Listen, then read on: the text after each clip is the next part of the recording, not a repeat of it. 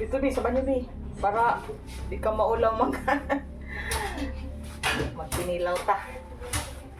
Magkuhan sa ta. Uniform.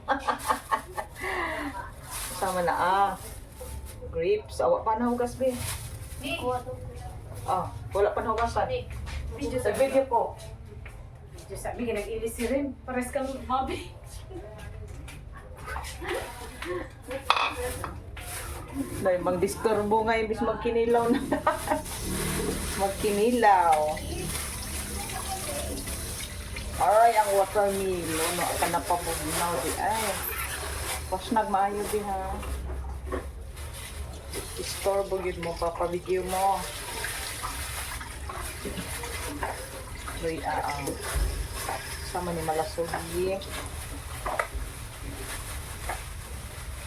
Malasugi. Ato ibabad sa tubig ang kaning luya kay para dali na lang siya panitan.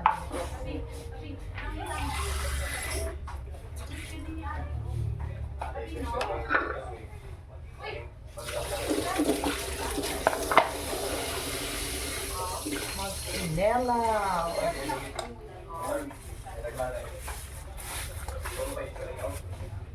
Ano sama na nga tarp?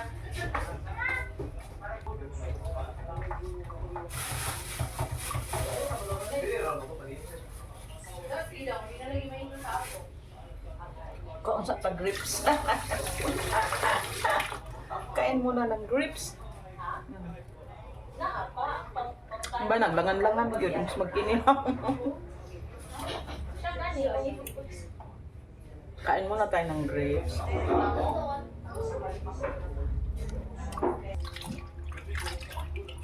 I-wash natin ng maraming bisis para clean na clean. Kasi fish kinilaw. Hindi na lulutuin, siyempre.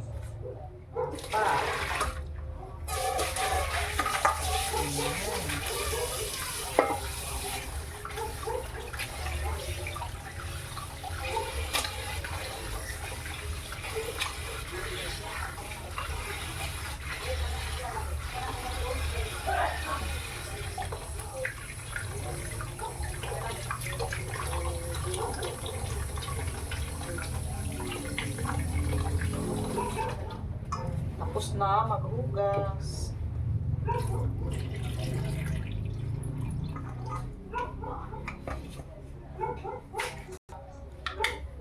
Tapos ibabad muna natin ito sa asin while maghiwa ng mga spicy.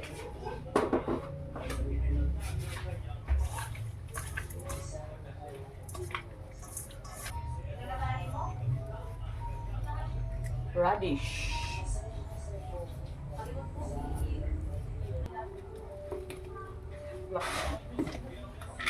Slice natin ng manipis yung radish. Tapos lagyan ng asin at saka suka.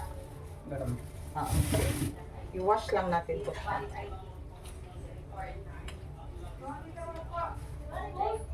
Parang i-wash mo lang sa suka at saka sa asin para mawala yung unwanted taste. Muna natin. I-sit aside. Dito tayo mag-mix kasi ewan ko ba nasaan yung isang malaki. Mas mabuti dito ang yung suka kaysa dito yung may chemical reaction. Ito yung itinuro sa amin. Lagay tayo ng suka, asin. Konti lang muna, dagdagan na mamaya.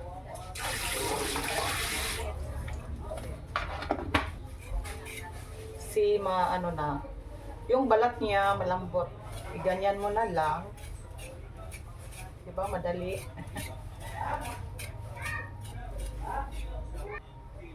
Ayan. Tapos na. Na lang natin. I-kuskus dito, yun ang gusto ko yung. This is my secret. Ngayon, na-reveal ko na. Para makain din natin yung ano, yung luya para sa langsa. Ayan.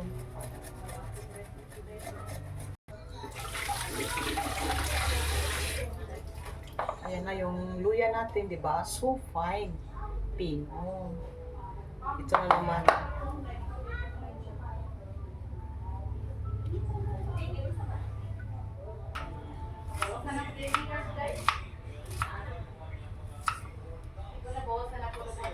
Yan, ganito siya ka-fine. Ito kasi ang gusto nila eh. Yung ano lang para hindi kasi kumakain yung iba ng spices.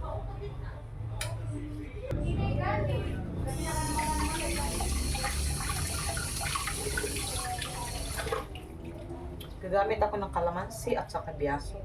Tapos yung biyasong iganyan mo para mag-juice pa siya ng marami. Pwede rin itong kalamansi iganyan.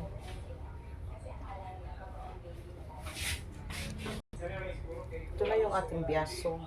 I-press din natin, squeeze, pero i-ano natin dito. Yung kalamansi, i-ano natin dito. I-salat. Diyan. Paano yan? Sit aside para pangtanggal ng langsa mamaya sa ating kamay.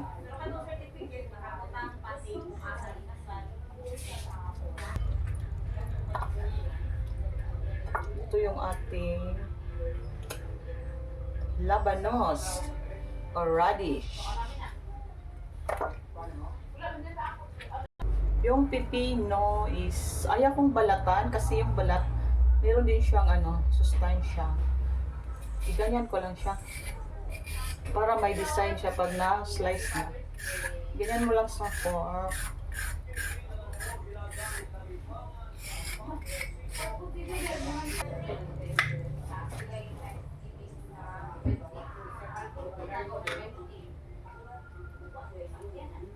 Ayan, di ba? Oh, ang ganda tingnan.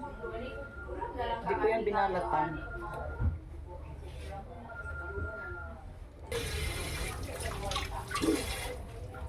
And this is my twist. Carrots. Diba? Tapos i-ano mo lang dito sa yung malaki. Yung luya kanina dito.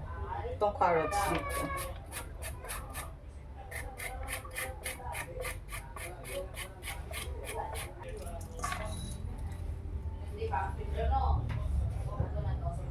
Huhugasan natin to ng suka. Ayan. Ayan. Tapos, piga lang natin ng konti. Yan hindi masyadong ano. Baka hindi na ma-form na fish. Yung ganyan lang.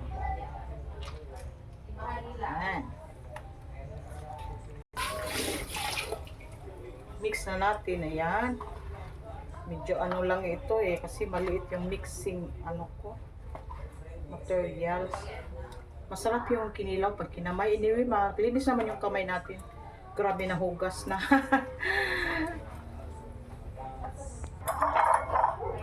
Ganyan natin yung sili.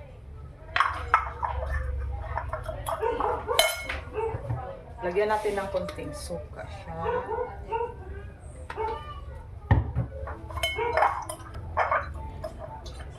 Ayan, naano ko na ng mabuti.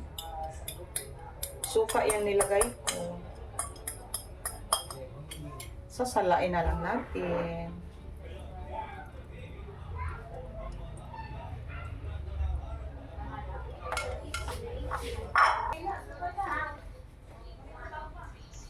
Tikman. Ayan. Ito. Tapos yung carrots. Nasaan na ba yung maliit kasi yung sibuyas. Tikman na natin.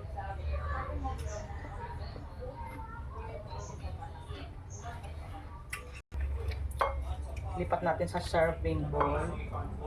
Kasi may gagawin pa ako. Yan, sakto lang yung timpla. Hindi ko na dinagdagan. Planchado ko na kasi ito yung specialty ko. Ito yung last. I-ano natin. Nagtira ako para pang toppings. Actually, ito ang nire-request ng family ko. Basta kinilaw gusto nila. Ko ang gagawa. Yung isa kong anak, nakuha na niya yung aking ano. The way how I make kinilaw. Ayan na siya. Ayan. Thank you for watching. Ayan. Thank you. God bless all.